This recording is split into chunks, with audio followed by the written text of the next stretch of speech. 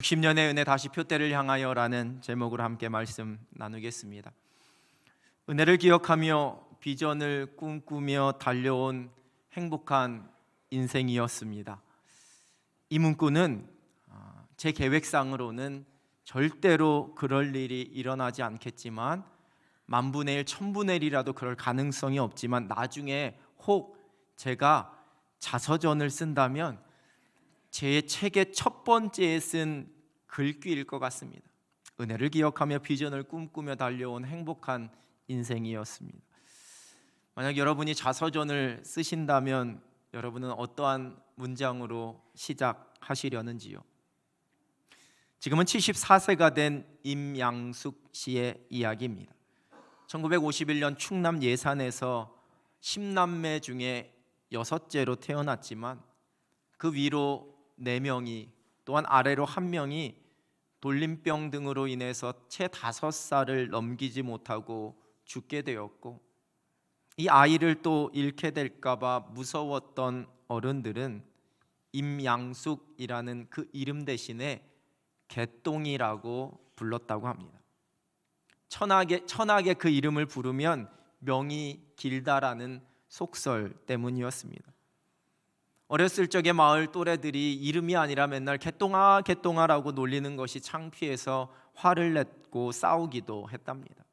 당신은 초등학교가 아니라 국민학교이지요. 국민학교에 들어가서야 제 이름으로 불리게 되었고, 국민학교 졸업하면서 물론 가정의 경제적인 어려움도 있었지만 그 자식을 연달아 잃은 그 부모님이 다리도 없는 강을 건너고 8km나 되는 그 중학교를 오고 가다가 혹여나 이 딸아이가 잘못될까 해서 중학교는 보내지 않았다고 합니다. 학교에 가지 않고 어느 봄날 나무를 캐고 있다가 답답한 마음에 도망치듯 서울로 향했고, 남의 집 식모살이를 하며 또 공장에서 여공을 하면서 악착같이 살다 결혼도 하고 또 아이를 키우고 그렇게 살았습니다. 이제는 자녀들이 장성해서 자녀들이 다 가정까지 이루게 된 2021년에 어린 시절에 못했던 그 공부에 대한 미련이 여전히 남아 있어서 서울 마포구에 있는 일성 여중고에 입학을 하게 되었습니다. 그 모든 과정을 다 마치고 이제 졸업을 앞두게 되었을 때에 서울시 교육청 주관 사업으로 자신의 인생 스토리 자서전을 기록하는 그러한 행사가 있었고, 그래서 자신의 이야기를 써 내려갔습니다. 임양숙 씨를 비롯한 53명이 각자 자신의 삶을 각자 한 40페이지 정도의 분량에 꾹꾹 눌러 담았습니다. 사실 처음에는 72명의 어르신이 시작을 했지만 그 지나왔던 일들, 그 과거의 옛날 일만 생각하면 눈물이 난다면서 도저히 쓸 수가 없다라고 이야기하며 중단한 분들도 19분이나 되었다고 합니다. 그렇게 쓴 인쇄된 자서전을 받아든 임양숙 씨는 쓰라린 과거의 기억을 더듬고 글을 쓴다라는 것이 결코 쉽지만은 않았다라고 이야기하면서도, 그런데 뒤돌아보니 힘든 일만 많았고 우울한 일만 많았다라고 생각했는데 돌이켜보니까 좋은 일도 많았었다라는 그러한 소감을 이야기했습니다. 이런 지금 만약에 여러분에게 자서전을 쓰시라고 한다면 여러분은 어떠한 감정, 어떠한 마음이 많이 드실 것 같으신지요? 여기 우리 어른들이 볼 때에는 이제 저 뒤에 유아실에 있는 아이들이나 저 위에서 예배하고 있는 우리 초등학생들이 무슨 인생을 알까 싶지만 저들도 인생 나름대로의 쓴맛과 매운맛을 느끼면서 살고 있습니다. 동생이 태어났을 때의 쓴맛, 초등학교 들어가면서 느끼게 되어지는 매운맛도 느끼고 있습니다. 인생의 어느 자락에 이르렀든지 간에 우리의 인생 속에서는 수많은 이야기들, 하고 싶은 수많은 말들이 있을 겁니다. 자신이 살아온 삶의 흔적이 있습니다. 그리고 그 흔적 속에서 웃음 짓게 되는 추억도, 가슴 아프고 눈물이 나는 추억도 있습니다. 그 모든 것이 우리의 삶의 역사입니다. 교회도 마찬가지입니다. 교회의 지나온 날의 이야기가 소중한 흔적이요 역사입니다. 그리고 그 흔적 속에는 웃음 짓게 되는 추억도, 가슴 아픈 기억도, 그리운 순간도, 눈물 나는 일들도 있기 마련입니다. 그리고 그 모든 이야기들이 모여져서 지금의 교회를 만들어 주었습니다. 사도 바울도 자신의 살아왔던 삶에 대한 수많은 이야기가 있었습니다. 서신서를 읽다 보면 바울이 때로는 자신의 화려했던 과거의 이야기, 자신의 출생 신분과 자신의 탁월한 학력과 경력을 쭉 적어 내려가기도 했습니다. 때로는 자신이 눈물을 흘리며 애썼던 일들, 그 마음의 정성과 사랑을 호소하면서 서신서를 적기도 했습니다. 또 때로는 그가 고난받았던 일, 또 그 속에서 힘겨워했었던 일, 그러나 또한 그 안에서 경험했던 하나님의 은혜와 손길이 무엇인지도 적었습니다. 자신이 복음을 전하기 위해 포기하고 다 내려놓았던 희생이 무엇이었는지 쓰기도 했습니다. 여러분, 그런데 이러한 자신의 과거의 일들을 사도 바울이 말한 이유는 결코 그 자신을 드러내기 위함이 아니라 복음을 전하기 위함이었음도 함께 강조합니다. 그래서 고린도후서 11장 1절에서는 이렇게 쓰고 있습니다. 원하건대 너희는 나의 좀 어리석은 것을 용납하라. 청하건대 나를 용납하라. 이 구절 이후에 바울이 써내려갈 마치 자기 자랑과도 같은 그 내용들이 다 어리석은 것이요, 또한 그러한 자랑을 늘어놓는 자신을 조금 용납해달라, 용서해달라, 그렇게 부탁합니다. 내가 이것을 쓰는 이유는 그 거짓 교사들과 자신의 그 사도권을 음해하면서 교회를 흔들려고 하는 그들의 부당함과 잘못됨을 증명해서 이 교회를 더 든든히 하기 위해 어쩔 수 없이 쓰는 것이니 좀 너그럽게 이해하고 용납해달라 청하고 있는 겁니다. 여러분, 기독교의 역사 속에서 그 누구보다도 가장 위대하고 가장 큰 일을 행했다 이야기할 수 있는 사도 바울은 늘 과거에 대한, 자신의 과거에 대한 이러한 마음을 품고 살았습니다. 자신의 지나온 날들을 이야기하는 것이 어리석다라고 여겼습니다. 그래서 오늘 읽은 본문에서도 바울은 고백합니다. 12절에서는 내가 이미 얻었다 함도 아니요 온전히 이루었다 함도 아니라 13절에서는 오직 한 일, 즉 뒤에 있는 것은 잊어버리고 이렇게 고백합니다. 여러분, 사실 옛날 이야기하는 것 재미있습니다. 우리 듣는 사람들은 또 라떼 이야기한다 뭐 그러면서 싫어할지 모르지만 그 말을 하는 사람들은 그 과거의 이야기를 풀어놓는 것을 재미있어 하십니다. 여기 계신 우리 장로님, 우리 권사님, 여기 집사님들, 속된 말로 소시적에 다 날리셨던 분들이라는 것 제가 다 알고 있습니다. 그 미모로도, 교회 섬김과 봉사에 있어서도, 그 헌신과 열심에 있어서도, 가장으로서, 아내로서, 어머니로서, 며느리로서의 그 엄청난 활약상도, 그래서 한창 젊었을 때의 과거 이야기를 하시다 보면 시간 가는 줄 모르고 행복해 하십니다.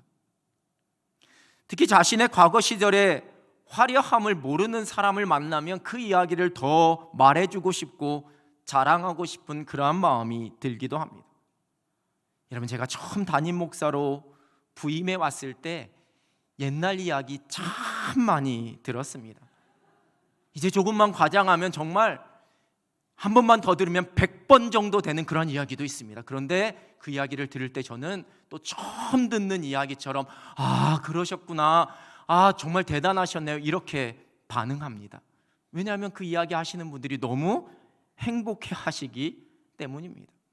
그 과거의 활약상을 무용단처럼 들려주고 싶어 하시고 그 이야기를 하시면서 그냥 행복해 하십니다. 여러분, 좋은 믿음의 추억입니다. 참 소중합니다.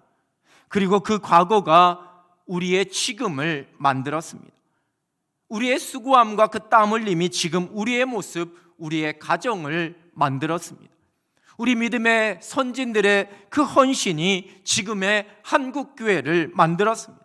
여기 계신 장로님들과 권사님, 집사님들의 그 아름다운 충성과 눈물이 바로 오늘의 남현교회를 만들었습니다.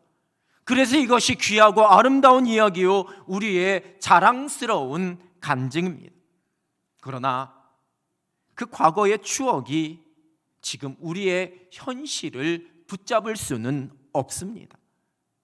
예전에 행한 그 열심이 현재 우리의 섬김의 올무가 되어서는 안 됩니다. 왜냐하면 우리를 교만하게 만들 수 있기 때문입니다. 내가 자랑이 되고 내가 주인공이 되는 위험도 있습니다. 이 정도면 충분하다라면서 안주해버릴 수도 있습니다. 여러분, 사단은 끊임없이 우리에게 속삭입니다. 에이, 그만큼 했으면 됐지. 그만큼 했으면 참 많이 한 거야. 이제 좀 쉬어도 괜찮아. 다 너의 수고 덕분에 이렇게 된 거야. 이 정도면 충분해. 지금까지 한 것만으로도 평생 마음껏 자랑하며 자부심을 가지고 살아도 괜찮아. 교회에서 큰 소리 쳐도 괜찮아. 여러분, 그래서 사도 바울이 고백한 겁니다. 내가 한 일, 즉 뒤에 있는 것은 다 잊어버리고 복음을 위해 수고했던 일들, 내가 하나님 나라를 위해 고생하고 애쓴 모든 것 다 잊어버린다는 겁니다. 기억하지 않는다, 내세우지 않는다라는 겁니다. 거룩한 망각입니다.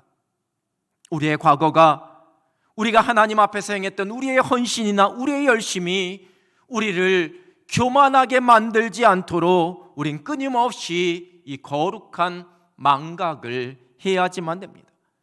내가 주인공이 되고 내가 행한 일이 자랑이 되지 않도록 내가 한 일을 잊어버리는 거룩한 망각입니다. 헌신과 수고함을 잊어버리는 겁니다. 복음을 위해, 하나님 나라를 위해 내가 고생하고 애쓴 모든 것을 잊어버린다라는 겁니다. 기억하지 않습니다. 내세우지 않는 겁니다. 그러나 그 거룩한 망각 속에 우리가 잊지 말아야지만 되는 아주 중요한 사실 하나가 있습니다. 그것은 지금까지 나를 인도하신 하나님의 은혜, 연약한 나를 사용해 주신 하나님의 은혜, 지금의 내가 여기에 이렇게 있을 수 있도록 이끌어 주신 하나님의 그 은혜는 내가 잊지 않습니다. 여러분, 거룩한 망각은 내가 한 일은 다 잊어버리고 하나님께서 하신 일만 기억하는 것, 그것이 바로 거룩한 망각입니다. 나의 수고와 나의 헌신은 잊어버리고 하나님의 역사하심만을 기억합니다. 이러한 거룩한 망각을 했기에 바울은 내가 이미 얻었다 함도 아니요, 내가 온전히 이루었다 함도 아니라 이렇게 고백할 수 있었습니다. 그리고 내가 아직 잡은 줄로 여기지 않고 나는 내 앞에 있는 것을 잡으려고 그리스도 예수께 잡힌 바 된 사람으로 하나님께서 나에게 맡겨주신 그 사명, 그 거룩한 부름의 상을 위하여서 저 표대를 향하여 내가 힘있게 달려가겠다 고백하고 있습니다. 거룩한 망각을 하니 거룩한 불만족이 생겼습니다. 과거에 행한 일에 대해 만족하지 않는 겁니다. 여러분, 어떠한 부족함이나 어떠한 결핍 때문에 일어나는 불만이 아니라 우리 하나님께서 나에게 베풀어 주신 그 은혜 앞에서, 내게 맡겨주신 그 사명 앞에서 여전히 내가 감당해야지만 되는 일이 있기 때문에, 내가 그 사명 다 완수하지 않았기 때문에 주님 부르시는 그날까지 내가 그 사명 감당하며 살아가야 하기 때문에 품게 되어지는 거룩한 불만족입니다. 오래전에 개봉한 영화이죠. 쉰들러 리스트라는 영화 기억하시지요? 여기 나오는 주인공 오스카 쉰들러는 철저한 기회주의자였습니다. 처음에는 그 유태인이 경영하는 그릇 공장을 인수하기 위해서 수단과 방법을 가리지 않는 그러한 모습을 보여줍니다. 또한 인수하고 나서는 인건비 없이 수백 명의 그 유태인을 고용하게 되고, 그러다가 그 유태인 회계사였던 스턴을 통해서 이 나치에 의해서 참혹하게 학살되는 그 유태인의 그 참상을 마주하게 됩니다. 그리고 그의 양심이 흔들리기 시작했습니다. 그리고 그때로부터 그 강제노동 수용소에서 유태인들을 구해내기로 결심하고는 약 4,000명가량의 유태인들을 구출해 주었습니다. 자신의 전 재산을 팔아서 모든 노력을 기울여서 그 생명을 한 명 한 명씩 구했습니다. 쉰들러의 이러한 노력에 대한 보답으로 유태인들은 자신들의 금리발을 모두 다 뽑아서 쉰들러에게 반지 하나를 만들어 선물로 주게 됩니다. 그리고 그 반지에는 한 사람의 생명을 구한 것은 온 세상을 구한 것이다라는 글귀를 적었습니다. 쉰들러는 이렇게 유태인들이 자신에게 준 선물을 받고 감동과 함께 충격을 받았습니다. 그리고 그 선물을 받으면서 그가 회한의 목소리로 나지막하게 읊조리는 것으로 영화는 마무리하게 됩니다. 아, 나는 충분히 하지 못했다. 내가 이 차를 팔았더라면 아몬거트 소이가 10명은 더 살려주었을 텐데, 아, 내가 이 넥타이 핀을 팔았더라면 3명은 더 건질 수 있었을 텐데. 여러분, 그 누가 보더라도 최선을 다했고 할 수 있는 만큼 다했고 어느 누구도 할 수 없는 일을 했고 그 한계에 다다를 만큼 칭찬과 박수를 받을 만큼 행했지만 여전히 거룩한 불만족을 내뱉고 있는 겁니다. 하나님께서 맡겨주신 일, 하나님께서 원하시는 그 일 앞에서의 내 자신을 향한 거룩한 불만족이 일어나게 될 때 우리는 다시 표대를 향하여서 앞으로 달려갈 수 있습니다. 그 자리에 안주하지 않고 하나님께서 주시는, 하나님께서 이루실 비전을 꿈꿀 수 있는 겁니다. 1965년에 창립된 우리 교회가 올해 창립 60주년을 맞이하게 됩니다. 하나님의 은혜 가운데 수많은 믿음의 선진들의 헌신과 수고함으로 이렇게 건강하고 아름다운 교회로 세워져 올 수 있었습니다. 여러분, 우리가 그 60년의 은혜를 기억합니다. 그리고 우리가 그 과거에 하나님께서 우리에게 베풀어 주셨던 놀라운 손길을 기억합니다. 그러나 여러분, 우리가 그 과거의 일을 그리워하며 그 추억에 대한 행복한 회상에 머물러 있지 않습니다. 우리 교회를 통해 이루시길 원하시는 하나님의 비전, 우리 교회 공동체에 맡겨주신 그 거룩한 사명, 그 표대를 향하여 다시 힘있게 달려가기를 소망하며 결단합니다. 60년의 은혜를 기억하며 다시 표대를 향하여 힘있게 출발합니다.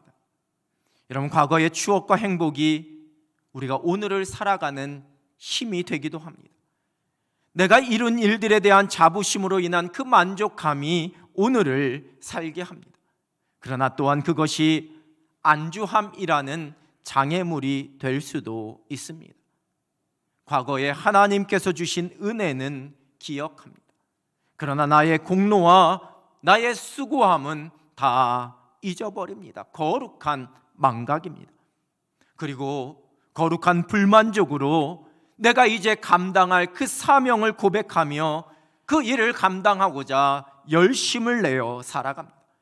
주님 부르시는 그날까지 우리의 열정과 우리의 헌신이 멈추지 않습니다. 이 교회 공동체가 날마다 주의 은혜 가운데 주의 사명으로 새로워집니다. 과거의 은혜를 잊지 않고 기억합니다. 그리고 지금 우리가 감당해야지만 되는 사명, 하나님께서 부르신 그 부름의 상을 다시 한번 바라봅니다. 여러분, 내 개인의 인생이 지금 어디까지 이르렀든지 우리가 지나왔던 날은 하나님의 은혜요, 우리가 달려갈 길은 하나님께서 주신 사명입니다. 60년의 은혜, 다시 표대를 향하여 우리 올 한 해 우리 교회 공동체의 고백입니다. 이 믿음의 고백으로 날마다 하나님께서 부르신 그 부름의 상을 바라보면서 멋진 믿음의 경주를 달려갈 수 있는 여러분 한 분 한 분, 그리고 사랑하는 우리 남현 공동체가 되길 우리 주님의 이름으로 축원합니다.